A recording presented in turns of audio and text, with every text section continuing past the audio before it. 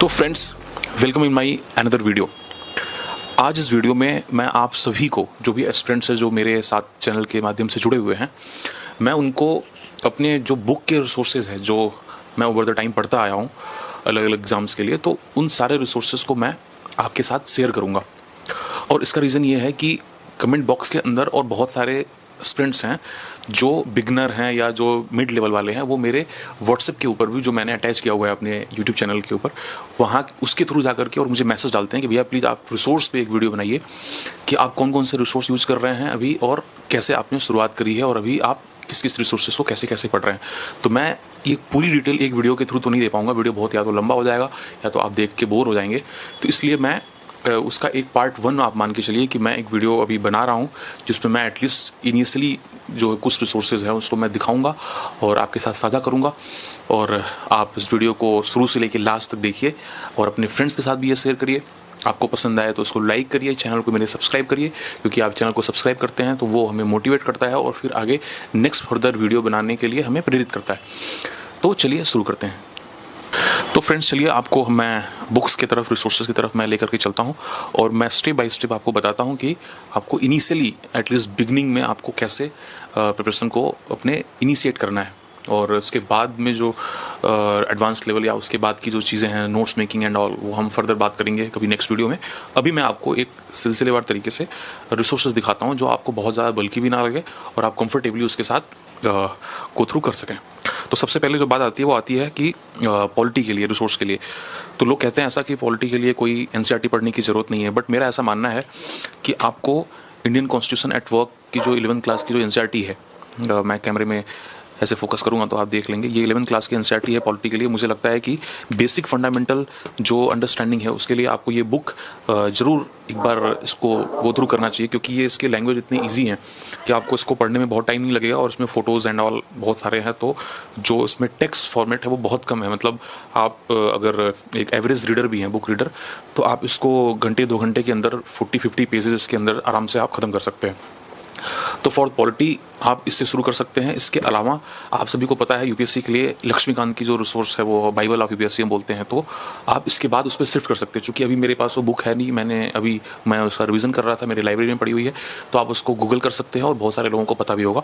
तो आप एनसीईआरटी से शुरू करिए और लक्ष्मीकांत पे आप बाद में शिफ्ट कर जाइए। इस बीच में अगर आपके पास कोई क्लासेज है, आपने कोई लेक्चर वगैरह लिया हुआ है, तो वो आपके पास क्लास नोट्स होगा। तो एनसीईआरटी से शुरू करिए, एक बार पढ़ के उसको साइड कर दीजिए, फिर आप लक्ष्मीकांत और क्लास नोट्स के साथ अपने पॉलिटी को अपने आगे लेकर के आप चलते जाइए। उसके बाद बात आती है हिस्ट्री पार्ट की। हिस्ट्री पार्ट एक बहुत बल्कियर है, क्योंकि मॉडर्न, मेडाइवल, एंशिएंट हम प्री लेवल के लिए पढ़ते हैं, फिर मेंस के लिए उसमें मॉडर्न हिस्ट्री में ही इंडिया आफ्टर इंडिपेंडेंस वाला पोर्शन हो जाता है। फिर उसके बाद से मतलब हिस्ट्री में कई सारे लेयर्स हैं, लेयर्स के साथ पार्ट्स भी बहुत सारा है। तो मैं ये कहना चाहता हूँ कि हिस्ट्री के लिए, एंशिएंट हिस्ट्री के लिए मैं पहले बताना चाहूँगा कि आपके सामने ये जो बुक है, ये भी 11th क्लास की बुक है, और आर.एस. शर्मा इसको बोलते हैं, रामचरण शर्मा के द्वारा लिखी गई ये इतिहास की किताब है। इतिहासकार हैं, इनके बारे में आपने नाम ज़रूर सुना होगा। ये पढ़ी हुई बुक है, आप देख सकते हैं। तो आप इसको अपना मेन रिसोर्स मान सकते हैं एंशिएंट हिस्ट्री के लिए, और इसके अलावा आपको किसी दूसरे किताब की तरफ जाने की ज़रूरत नहीं है, क्योंकि इसमें सिलेबस इतना ज़्यादा है कि आप बहुत सारे अलग अलग बुक्स को पढ़ेंगे तो आप बोर हो जाएंगे, और हर कोई इसको पढ़ करके और बोरियत ही फील करता है। और मोस्ट इंपॉर्टेंट चीज़ ये है कि जो आउटपुट रेशियो है, इनपुट आउटपुट रेशियो है, वो एंशिएंट हिस्ट्री वगैरह में कंपैरेटिवली कम माना जाता है। तो इसलिए हम इसको एक किताब पे रिलाई कर सकते हैं। इसके अलावा भी अगर आपको लगता है कि ये थोड़ी बोरिंग लग रही है या इसका अल्टरनेटिव कुछ हो सकता है, तो मुझे लगता है कि वाज़े राम की येलो बुक आती है एंशिएंट हिस्ट्री के लिए, बहुत पतली बुक है, बहुत कंसाइज वे में उसको लिखा गया है। तो आप उसको एक बार देख सकते हैं। शायद 50-60 पेजेस में वो सारे फैक्चुअल इन्फॉर्मेशन के थ्रू सब कुछ उन्होंने कंसाइज वे में लिख करके और दिया हुआ है, आपको मार्केट में ईजिली वो चीज़ मिल जाएगी। तो ये रही एंशिएंट हिस्ट्री की बात। उसके बाद फिर हम मॉडर्न हिस्ट्री की बात करते हैं। मॉडर्न हिस्ट्री में जो मेन रिसोर्स है, जो मेन रेफरेंस बुक है हमारे लिए, वो है कि आप स्पेक्ट्रम पढ़ते हैं। हर कोई पढ़ता है, पढ़ना भी चाहिए, लेकिन कई ऐसे लोग हैं जिनको स्पेक्ट्रम बहुत बोरिंग लगता है। वो किताब का स्ट्रक्चर भी ऐसा है कि वो बहुत मोटी लगती है देखने में। तो उसके लिए भी मैं कहूँगा कि आप मॉडर्न हिस्ट्री जो है एनसीईआरटी वगैरह के थ्रू, आप तमिलनाडु की एनसीईआरटी के थ्रू आप शुरू कर सकते हैं, बहुत अच्छे तरीके से लिखा हुआ है।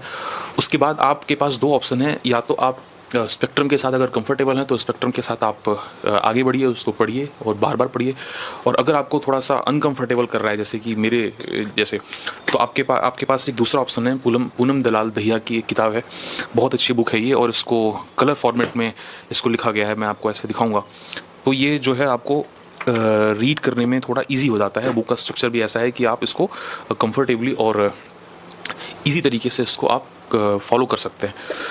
तो ये आपकी मॉडर्न हिस्ट्री की बुक हो गई। इसके बाद बिपिन चंद्रा वगैरह ये है, ये हम मेंस के टाइम पे यूजली रेफ़र करते हैं कि कुछ चीज़ें हैं, चूँकि ये हिस्टोरियन है तो इन कुछ जो जैसे स्पेक्ट्रम है वो एक IPS है, राजीव अहिर सर, उन्होंने लिखा हुआ है।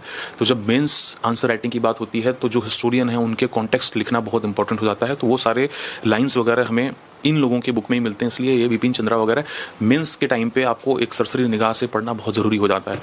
ये बात हुई हमारी मॉडर्न हिस्ट्री की। मिडाइवल हिस्ट्री के लिए सेम है, 11 क्लास की NCERT आपको पढ़नी है, ये बुक आपको पता होगा। मिडाइवल के लिए कोई दूसरी रिसोर्स को पढ़ने की ज़रूरत नहीं है। इनपुट आउटपुट रेशियो के हिसाब से ये NCERT जो है वो हमारे लिए मोर देन सफिशिएंट हो जाता है।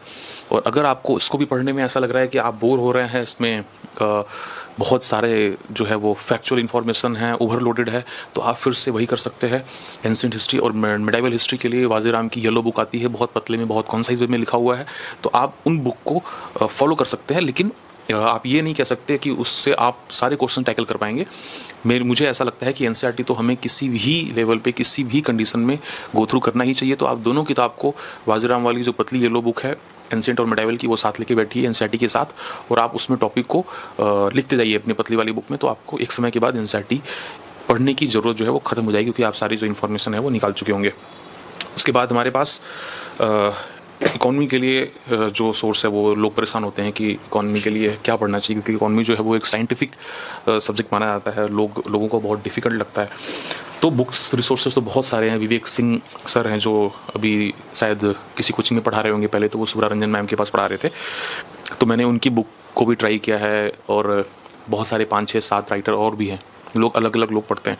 बट मुझे लगता है, जैसे मेरे पास ये रमेश सिंह सर की जो बुक है, ये पुरानी एडिशन है 24-25 की, तो लोग इसको for the reference of any topic रखते हैं कि कोई टॉपिक अगर आपको कहीं से समझ में नहीं आ रहा है, उसको डिटेल से और समझना है, तो आप इस बुक को रेफ़र कर सकते हैं।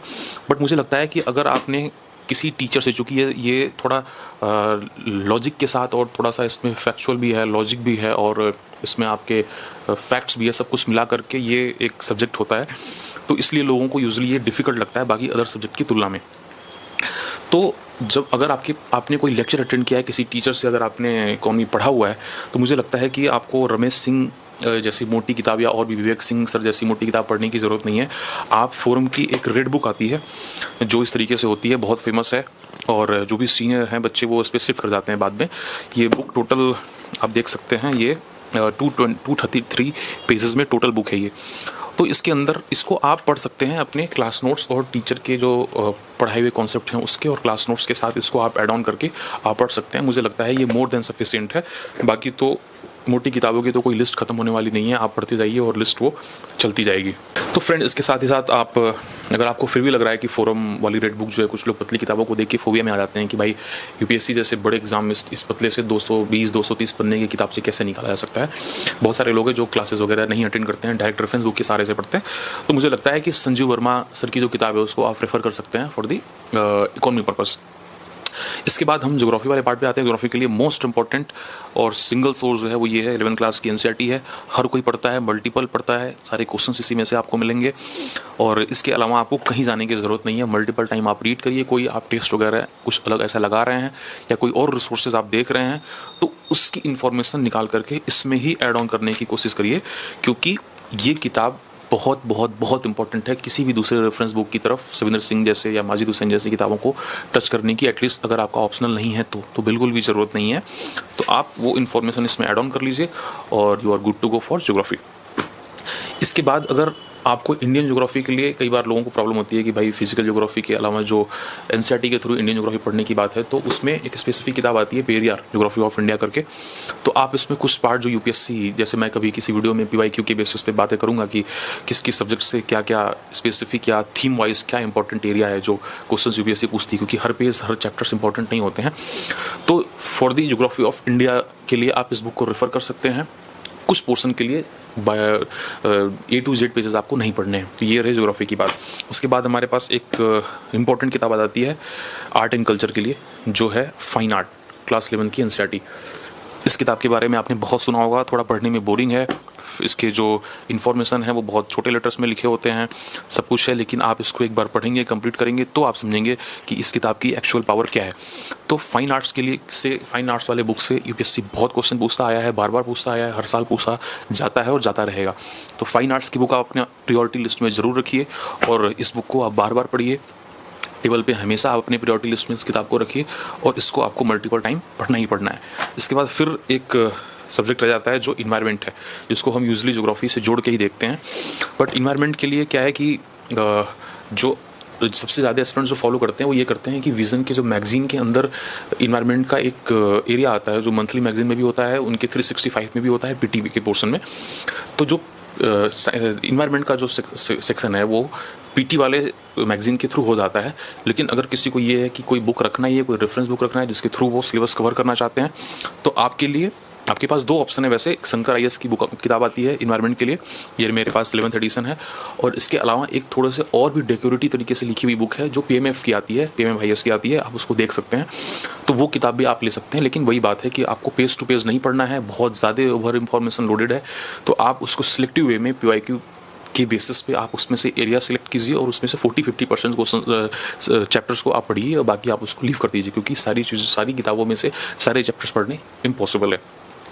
तो ये रही हमारी आज की वीडियो। इसमें मैंने आपको बताया कि मेजर जो सब्जेक्ट्स है उसको आप कहाँ से हैंडल कर सकते हैं। तो मैं अपनी वीडियो को यहीं पे ख़त्म करता हूँ। अगली वीडियो में मैं कोशिश करूँगा कि PYQ के थीम के बेसिस पे या और भी डिटेल तरीके से कि किस तरीके से चैप्टर वाइज या प्रायोरिटी वाइज हम किताबों के अंदर चैप्टर्स को भी अरेंज करके स्टार्ट कर सकते हैं, उस पर हम डिटेल में बात करेंगे। धन्यवाद।